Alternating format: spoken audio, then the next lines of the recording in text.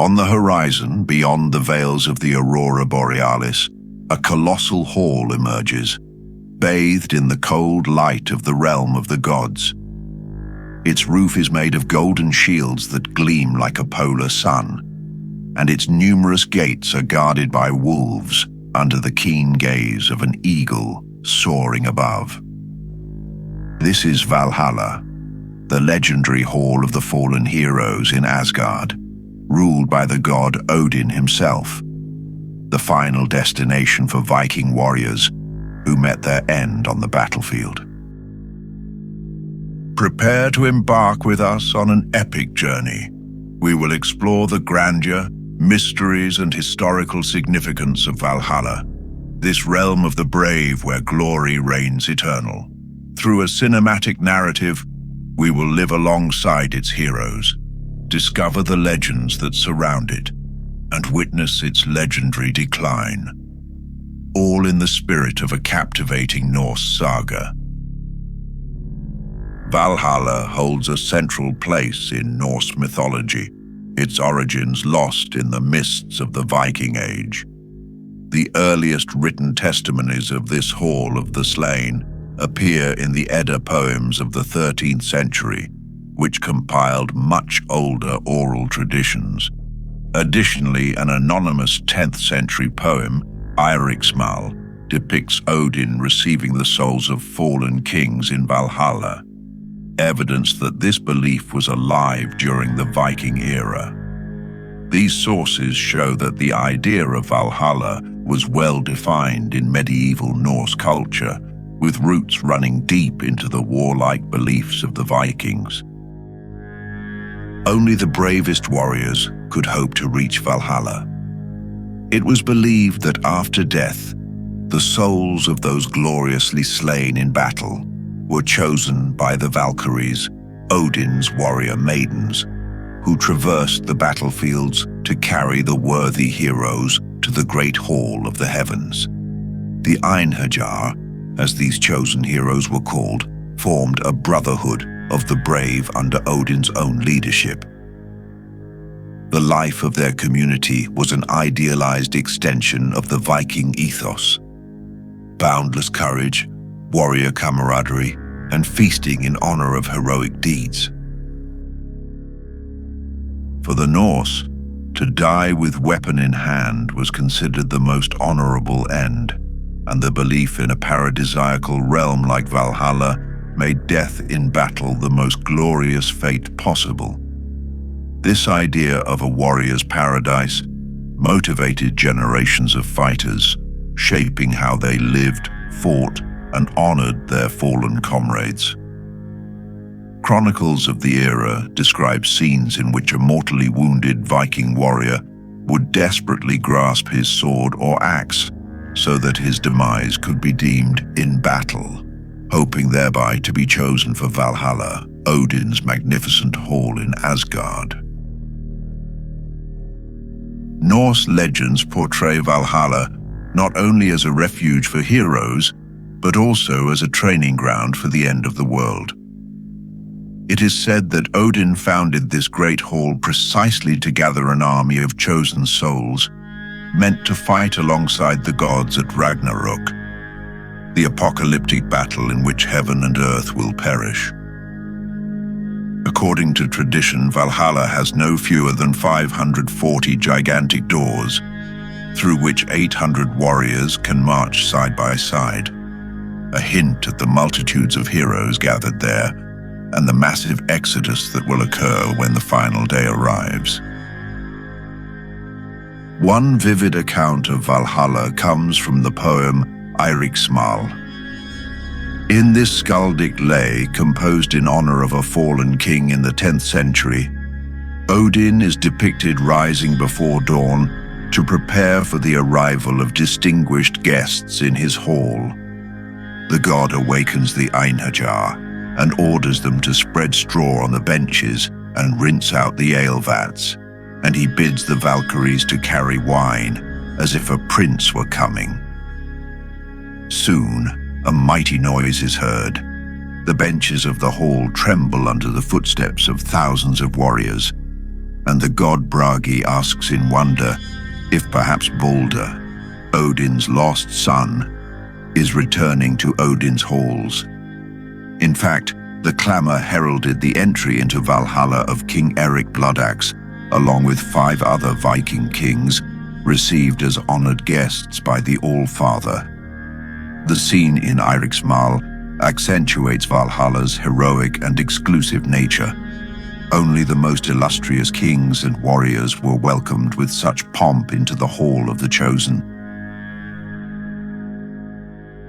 However, not all Vikings found their destiny in Valhalla. According to belief, those who died of old age, illness, or outside of battle went to the somber realm of the goddess Hel, a place devoid of the bright festivities of the heroic feasts. Valhalla was reserved strictly for those slain bravely, underscoring the profound distinction the Norse drew between the life of a warrior and that of ordinary people. Even among the fallen heroes, there were divided destinations. Some traditions say that the goddess Freyja received a portion of the warriors' souls in the fields of Folkvanga, while Odin claimed the other half in Valhalla.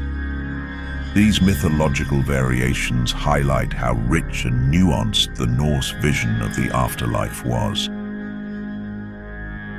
Traditional accounts of Valhalla emphasize its architectural splendor and abundance.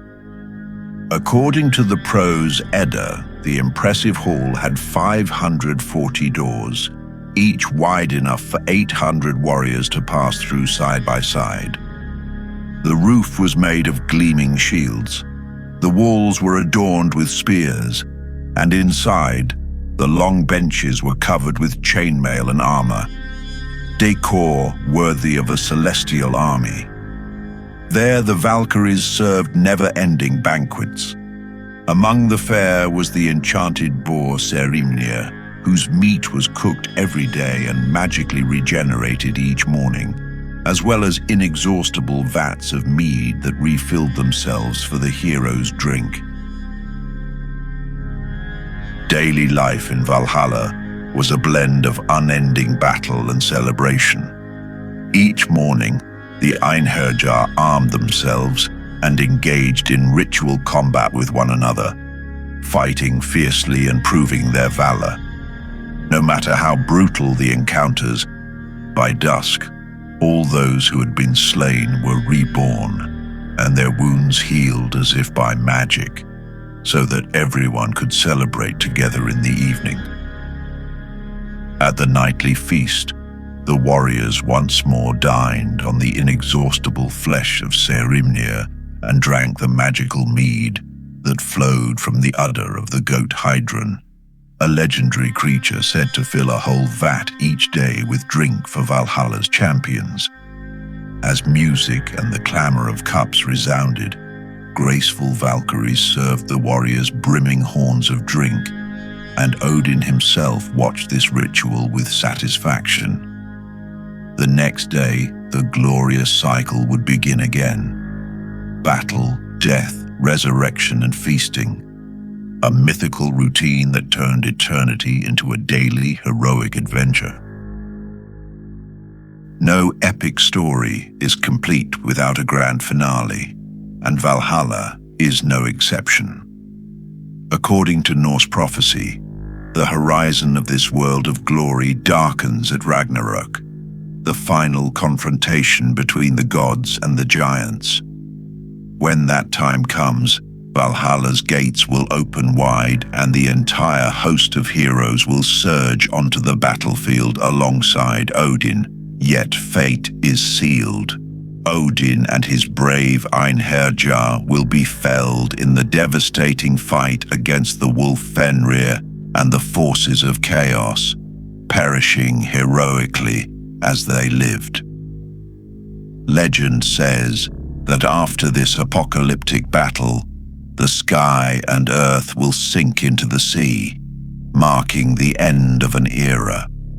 Valhalla will have fulfilled its purpose. The hero's sanctuary will fall silent, and the gleaming shields that covered its roof will lie in ruins, awaiting a new beginning of the world.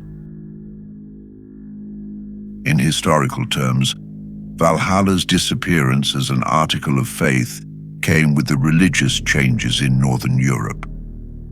As Christianity spread through Scandinavia between the 9th and 12th centuries, the Old Norse pagan religion began to wane, and with it the belief in a hall of heroes in Asgard faded as well. By the 12th century, the cult of the Norse gods had been largely supplanted by the new religion, and Valhalla survived only in the poems and stories passed down through generations. Although some Vikings continued to recall these legends, the age of Valhalla as a living part of warrior spirituality had ended, giving way to a new vision of the afterlife. Despite belonging to a mythic world long past, Valhalla continues to endure through its cultural impact and the inspiration it has provided over the centuries. In the popular imagination, this shining hall has become a symbol of ultimate courage and the heroic reward after death.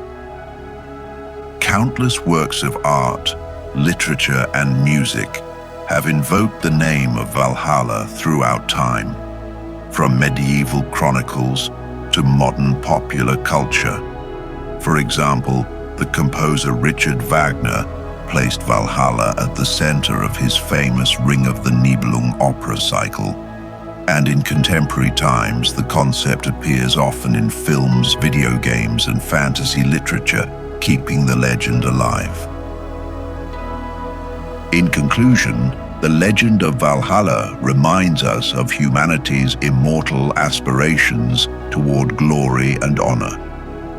The story of this Hall of Heroes carries us into a world where death is not an end, but a new grand adventure. The image of a Valkyrie carrying a fallen warrior's soul across the rainbow bridge Bifrost to Valhalla's golden gates remains etched in collective memory. Whether we look to the mythic past or to our own ideals of courage, the echo of Valhalla still resounds, calling on us to dream of heroic deeds and of a place, even if imaginary, where they live on forever.